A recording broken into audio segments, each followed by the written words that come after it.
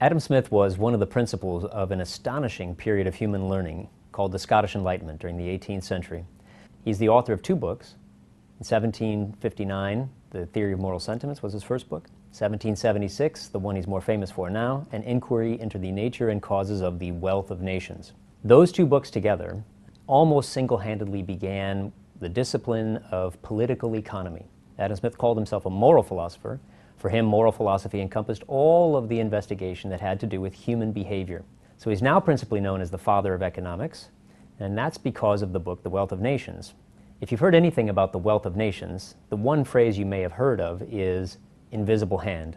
So about halfway through the book, it's 1,000 pages long, chock full of information. About halfway through the book, he uses this phrase, invisible hand, and that phrase is very important because what Smith thought he had discovered was that commercial societies, markets, could enable human beings who are seeking to satisfy their own self-interest to actually benefit other people, even if unintentionally. That's really an amazing insight and one of the key pieces of our understanding today of markets and commercial society.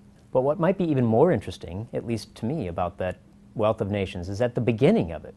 Remember that the title of the book was An Inquiry into the Nature and Causes of the Wealth of Nations. So what Smith was interested to know was, why are some places wealthy and other places are not? Well, what Smith didn't say is almost as important as what he did say. It's not because of natural resources. It's not because some races are superior to others. Both of those were explanations that were available and heard at the time. That wasn't it for him. What he thought the key to the difference between wealthy and non-wealthy places was whether they allowed division of labor. Could a person focus on something?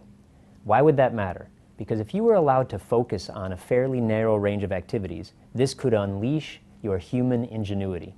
For Smith, this was really the key to explaining why some places were wealthy and other places were not. It was not those other factors.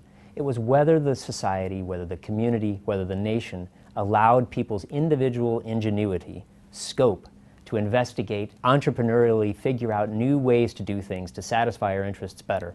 Those societies that allowed individuals scope for their ingenuity, they succeeded, they flourished. That was really the key to human prosperity.